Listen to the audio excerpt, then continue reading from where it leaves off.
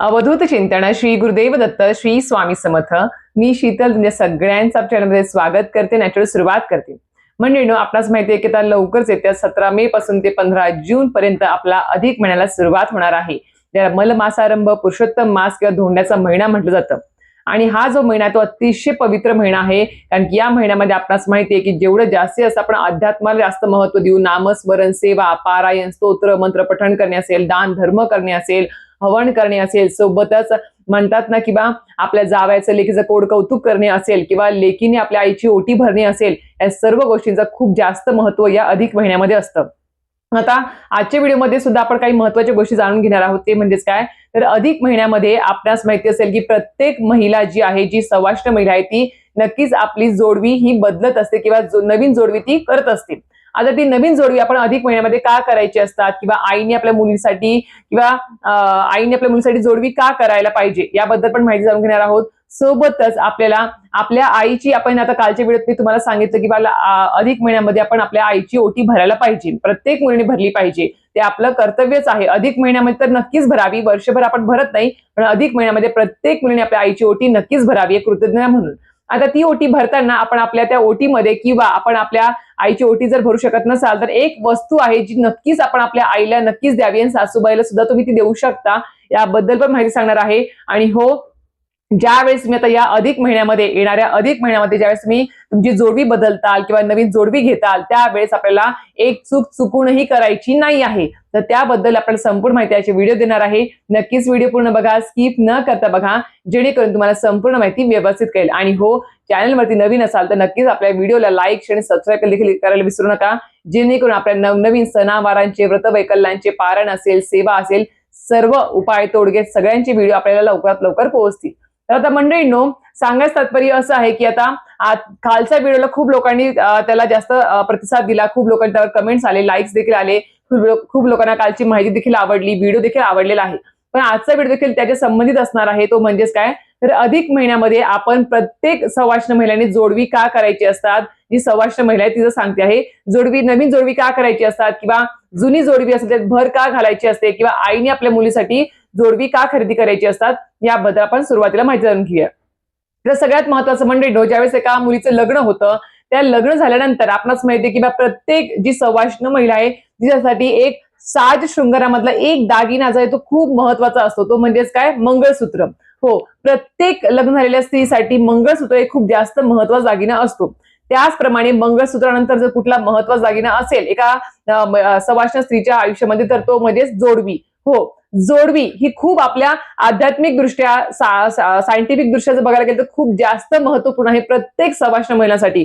आणि मी एक खरं सांगेल की प्रत्येक महिलेने, जी सवाष्ण महिला आहे त्या प्रत्येक महिलेने आपल्या पायामध्ये जोडवी नक्कीच परिधान करावी. भले आता कितीही कलियुग आला आहे, किती फॅशनेबल आपलं आयुष्य चालू आहे, किती फॅशनेबल जग चालू झालं आहे किंवा म्हणजे रीतिरिवाज बदलले आहेत, तरी सुद्धा सांगते एक मॉडर्न जग आलं आहे, म्हणायला हरकत नाही. तर त्या मॉडर्न जगामध्ये सुद्धा मी सांगेल, कितीही मॉडर्न व्हा, कितीही मॉडर्न व्हा, कपड्याने मॉडर्न व्हा, विचाराने मॉडर्न व्हा, सगळं व्हा, पण आपले जे काही एक सवाष्ण महिलेचं जे काही साज शृंगार असतो, जे काही दागिने असतात, जे आपल्या लग्नामध्ये आपल्याला जे आपले मिस्टर घालतात आपल्या लग्नामध्ये, एक ते विधी करून घातलेले दागिने असतात, तर ते तरी आपण दागिने घालायचं सोडू नये. मी प्रत्येकाला सांगेल, प्रत्येक महिलेला सांगेल, ते जे जोडवी आहेत किंवा मंगळसूत्र आहे किंवा टिकली असेल, कुंकू असेल, पायात पैंजण असेल, हातात बांगड्या असतील किंवा या सगळ्या ज्या गोष्टी आहे ना, कानातले असतील, या सगळ्या गोष्टीला काहीतरी एक आध्यात्मिक दृष्ट्या, शास्त्रीय दृष्ट्या आणि वैज्ञानिक दृष्ट्या काहीतरी महत्व आहे. म्हणून सांगते की प्रत्येक सवाष्ण महिलेने हे सगळे परिधान करायला पाहिजे दागिने. आता तुम्हाला सांगितल्याप्रमाणे मंगळसूत्रानंतर सगळ्यात महत्वाचा दागिना कुठला, तर तो म्हणजे जोडवी. जोडवीचा अर्थ काय, तर लग्नानंतर पती पत्नी मधला जो काही म्हणतात की जोडा आहे किंवा त्यांचं जे काही नातं आहे ते अजून जास्त दृढ व्हावं, यासाठी ती जोडवी पायामध्ये घातली जातात. हे झालं आध्यात्मिक दृष्ट्या बघायला गेलं तर. आता सायंटिफिक दृष्ट्या जर बघायला गेलं तर जोडवी हा असा एक धातू आहे किंवा दागिना आहे. तो दागिना म्हणजेच म्हणायला हरकत नाही, कारण की ते आपण पायात घालतो. पण खरं सांगते, आपण आता आपल्या पायामध्ये ज्यावेळेस जोडवी घालतात लग्नामध्ये, आणि ते आपण नंतर लग्न झाल्यावरती आपण जोपर्यंत आपण सवाष्ण आहोत तोपर्यंत आपल्या त्या पायात म्हणजे जोडवी असतात.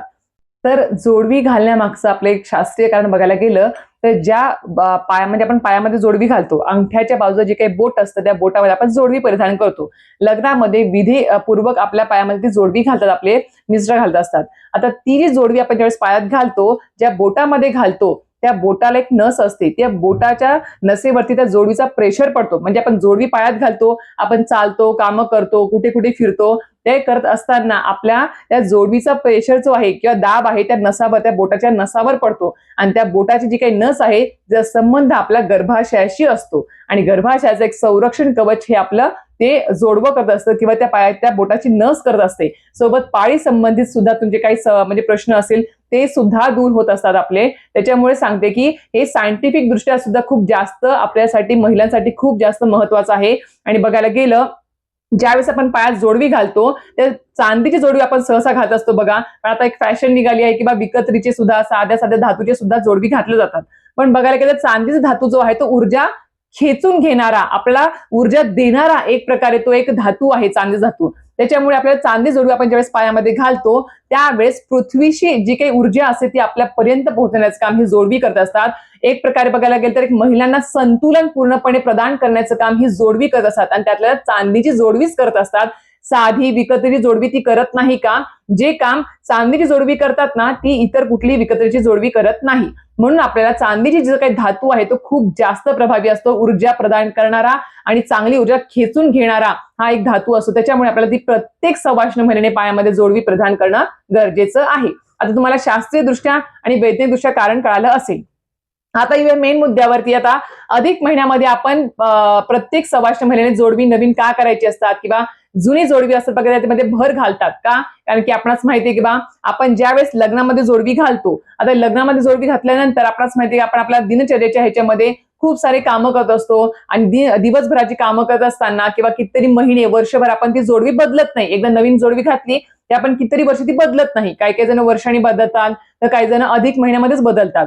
तर ती जी जुनी जोडवी आहे ती पायामध्ये घालून घालून तिची झीज झालेली असते. मग ती झीज झालेली काही जोडवी असतात त्याच्यामध्ये आपल्या म्हणजे एक प्रकारे त्या ती जी जोडवी असतात तिचा म्हणजे कमीपणा आलेला असतो. जो आपण ज्या भावाने किंवा ज्या वजनाची जी काही आपण जोडवी घातलेली असतात पायामध्ये ती झिजून झिजून कमी वजनाची झालेली असतात. म्हणून आपला अधिक महिना आला की त्याच्यामध्ये अधिक म्हणजे काय? वाढ, जास्त करणे, म्हणजे एखाद्या गोष्टीमध्ये वाढ करणे. म्हणून आपल्याला त्या जोडवीमध्ये आपण ती जुनी जोडवी देऊन त्याच्यामध्ये भर घालून आपण नवीन जोडवी करायची असतात. म्हणून म्हणजे काय होतं, एक प्रकारे आपल्याला सौभाग्यामध्ये सुद्धा वाढ होते. आपल्या सोबत आपल्या नवीन जोडवी घेतल्यामुळे आपल्याला एक नवीन ऊर्जा देखील प्रदान होते आणि नवीन जोडवी घेतल्यामुळे आपली जुनी जोडवी जी झिजली आहेत ते पण आपले एक म्हणजे ती पण एक गोष्ट दूर होऊन जाते नवीन जोडवी घेतल्याने. आता जोडवी घेताना प्रत्येकाने आपापल्या यथाशक्ती घ्यावी, मी खरं सांगते, पण चांदीचीच घ्यावी. आता विकत्रीची आता घालायचं फॅशन निघाली आहे, छान छान डिझाईनच्या विकत्रीमध्ये भेटतात, चांदीच्या ह्याच्यामध्ये पण भेटतात, पण विकत्रीच्या ह्याच्यामध्ये भेटतात, कमी किमतीत भेटतात म्हणून खूप जण आजकाल ते फॅशनेबल म्हणून ते घालतात.